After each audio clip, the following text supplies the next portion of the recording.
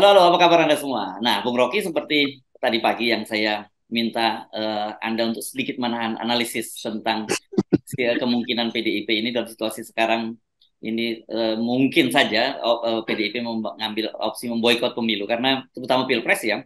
Karena sekarang ini memang situasinya terlihat banget setelah kemarin Golkar dan PAN itu bergabung dengan Pak Prabowo.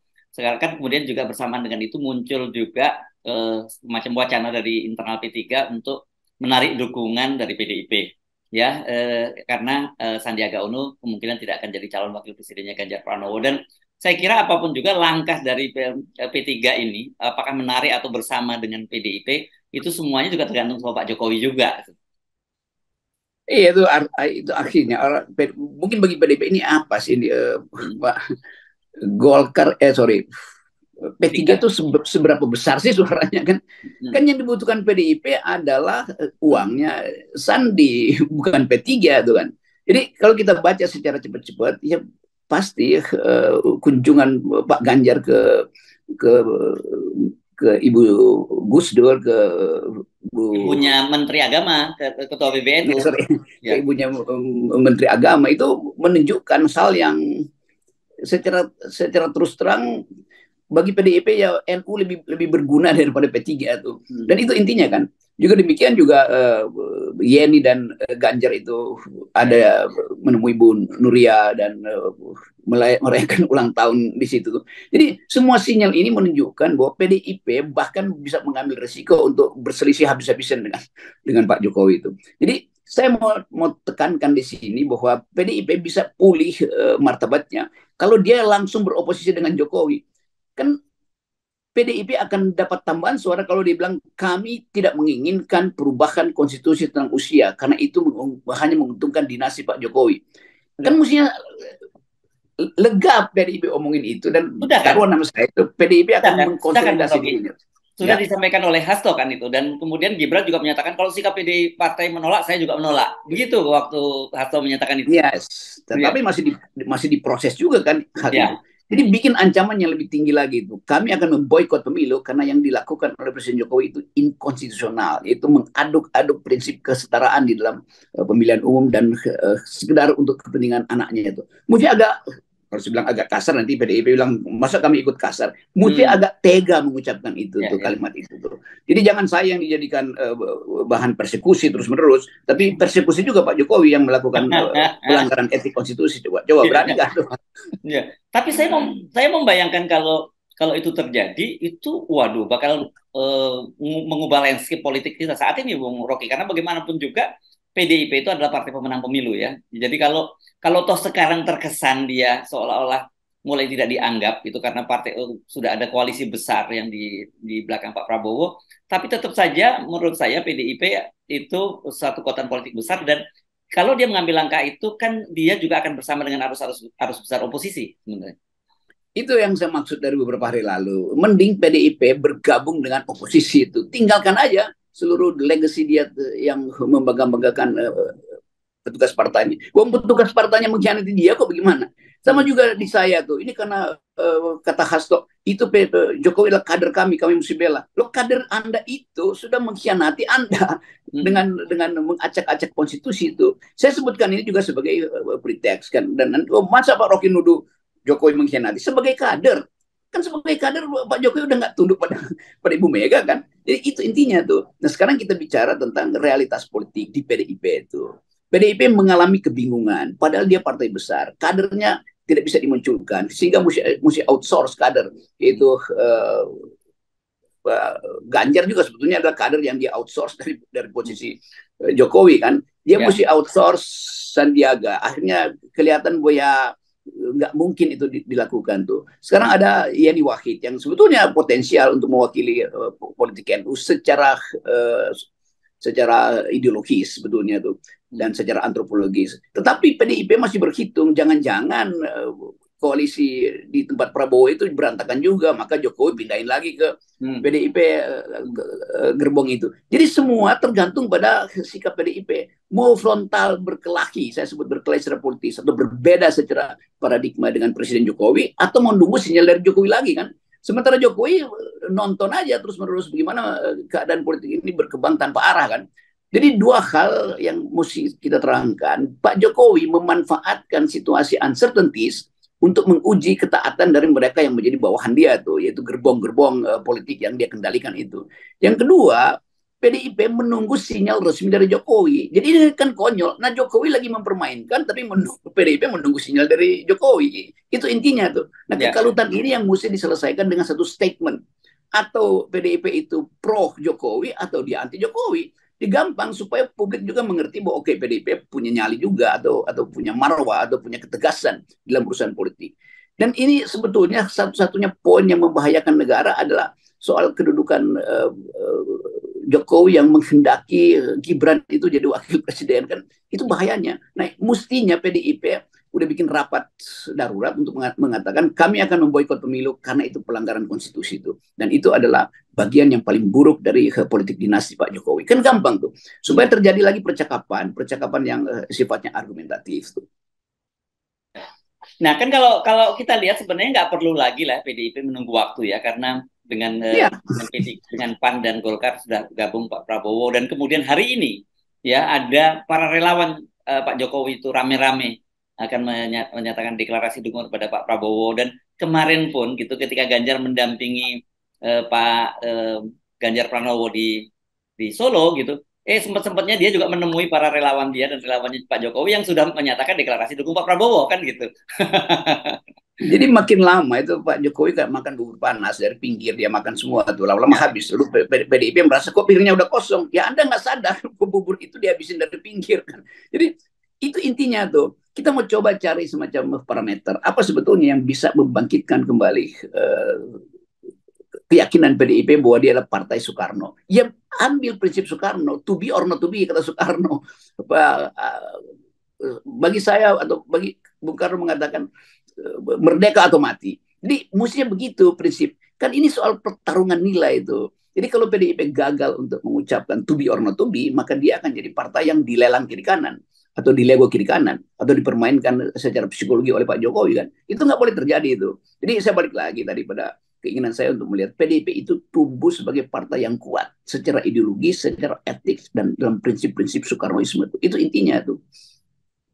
Saya kira gini ya, kalau toh kemudian Anda menyatakan itu boikot pemilu dari PDIP itu, saya kira mungkin dia memang bukan berarti kemudian PDIP akan memboikot pemilu sepenuhnya, karena dengan sikap dari PDIP itu saya kira akan membuat Pak Jokowi kemudian juga berubah lagi sikapnya kan, karena saya kira Pak Jokowi kalau sampai seperti itu nggak bisa menafikan begitu saja langkah dari PDIP. Itu pentingnya narasi itu. Sama seperti saya bilang bajingan tolol lalu orang marah. Kalau saya bilang boykot pemilu, itu bukan dalam upaya memboykot, tapi sebagai sinyal bahwa PDIP mampu untuk menggertak balik demi demokrasi kan. Kan itu bahasa politiknya begitu kan. Kami akan boykot pemilu tuh. Ya akan terjadi percakapan baru. Apakah PDIP boykot pemilu? Saya kira juga enggak tuh. Tetapi sinyal itu mesti diberikan bahwa ada bahaya kalau kalau demokrasi itu, kalau pemilu itu dipermainkan oleh Presiden Jokowi itu. Nah, sekali lagi semua yang saya ucapkan ini analisis, bukan upaya untuk mendorong boikot pemilu. Kan kita membayangkan bahwa di dalam percakapan politik semua unsur itu mesti kita hitung tuh.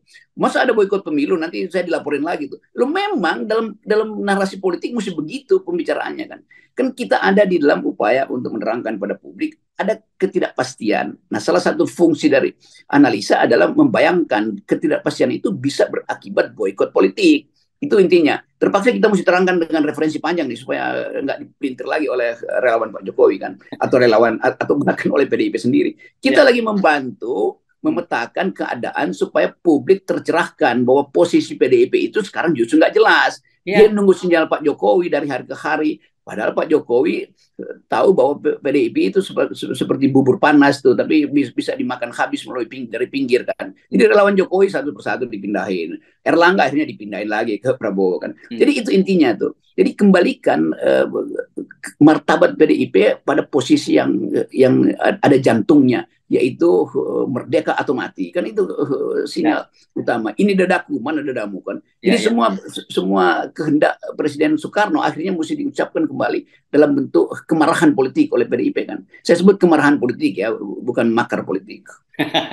Dan saya kira PDIP nggak perlu menunggu kemudian Ya, P3 juga keluar dari koalisi PDIP, dan jangan didorong-dorong. Ini kok malah Ahmad Basarah mungkin karena kesel gitu kemudian ngomong ya silahkan keluar P3 kalau memang tidak sepakat karena harus memaksakan Sandiaga Uno menjadi calon wakil presidennya Ganjar.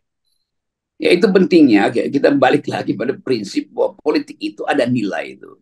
Tukar tambah itu boleh sebagai transaksi, tetapi value-nya harus tetap terlihat tuh. Jadi melting pot hanya disebut melting pot kalau bisa mencairkan keadaan, tetapi dia tetap pot. Jadi jangan sampai PDIP itu melting potnya justru memecah potnya sendiri tuh. Jadi terjadi perubahan kimia lalu PDIP akhirnya dilihat sebagai partai yang sebetulnya ya bisa diatur, disembunyikan kemana, diosmosiskan kemana, dipanjatkan ke pohon beringin bisa, tapi juga pohon beringinnya bisa dicabut lagi sehingga bantengnya kesakitan karena udah ikut tertarik dengan akar beringin. Jadi hal-hal semacam ini kita tahu bahwa Ibu Mega itu punya insting yang sebetulnya bagus dalam keadaan kritis. Saya kira PDIP selalu punya kemampuan justru berpikir tajam ketika keadaan kritis. Itu yang ada selama ini kan. Kita tahu PDIP selalu tumbuh keyakinannya kalau ada krisis. Dan ini adalah soal krisis konstitusi. Ya, dan saya kira kita perlu ingatkan juga dari teman-teman PDIP ya yang selalu saya tidak tahu ini hanya komunikasi politik atau sekedar menghibur diri bahwa oh ini seperti dejavu pada Pilpres 2014 ya. Pada waktu itu kan mereka memang dikeroyok rame-rame begitu ya. Yang mendukung pada waktu itu dari partai politik ya hanya Nasdem, kemudian PKB dan PDIP dan partai non parlemen begitu ya. Nah, dan sekarang kan mereka dikeroyok lagi ini. Sama karena dulu kan Golkar, PAN dan Gerindra itu dalam satu kubu gitu. Tapi kan mereka yang lupa ada faktor Jokowi pada pada Pilpres 2014 Ya, itu. ya. Itu yang saya kira mesti mereka sadari ya. Ya, saya kira PDIP harus sadar bahwa Pak Jokowi itu gripnya udah hilang, udah melemah tuh, dan Pak Prabowo udah dengan serius mengatakan kami akan meneruskan cara kerja atau cara berpikir Pak Jokowi. Tetapi itu sebelum pemilu, setelah pemilu tentu ada pertimbangan lain, pertimbangan keadaan, pertimbangan dunia ada dalam krisis ekonomi. Tentu Pak Prabowo juga dengan cara yang sederhana dan sopan santun menyediakan diri untuk meneruskan program Pak Jokowi. Tetapi politik sebelum pemilu dan setelah pemilu selalu berubah itu. Itu dari sisi kalau Pak Prabowo memimpin nanti. Dari sisi Ibu Mega ini ada kesempatan untuk menyatakan sikap bahwa kami partai yang tidak tergoda untuk tukar tambah. Karena bagi kami wong cilik itu marxisme Soekarno itu final tuh. Nah ini kalau saya ucapan begini nanti relawan Jokowi kaget lagi. Kok Rocky muji-muji PDIP ya, apakah supaya kasusnya tukar tambah? Enggak, ini lain lagi nih. Kita menganalisis hal yang real di depan mata kita. Saya tetap menganggap bahwa PDIP masih punya aura itu intinya tuh.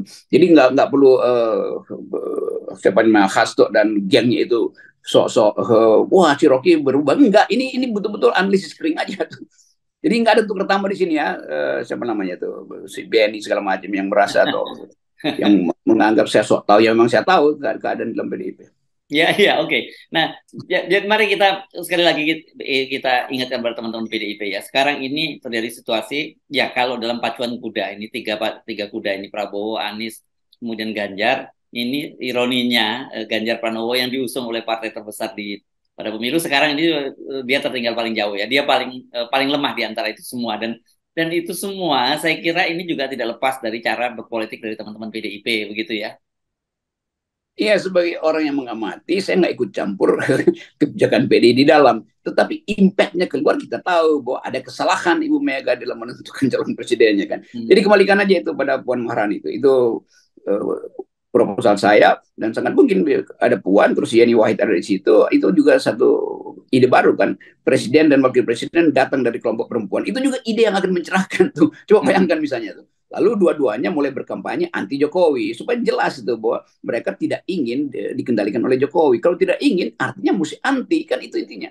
Jadi Ya, ada ya. kubu Prabowo dan kubu Megawati atau kubu Puan dan Yeni, dan itu lebih memungkinkan kita untuk menakar kemasukakalan politik karena persaingannya jadi persaingan paradigma itu bukan lagi persaingan yang sifatnya oportunistis. Ya, dan saya kira itu bukan bukan ide atau gagasan yang baru karena kita ingat ya ketika pada hari ulang tahun PDIP ke-50 waktu di Kemayoran itu kan sebenarnya arah dari pemikiran Ibu Megawati jelas itu soal kepemimpinan perempuan dan pada waktu itu beliau juga saya ingat itu meluncurkan kapal pelayanan kesehatan yang diberi nama Laksamana Hayati itu kan semakin menegaskan itu kan sebenarnya bagaimana Ibu Megawati itu memimpikan itu kembalinya kepemimpinan perempuan seperti juga pernah terjadi pada saat beliau menjadi presiden.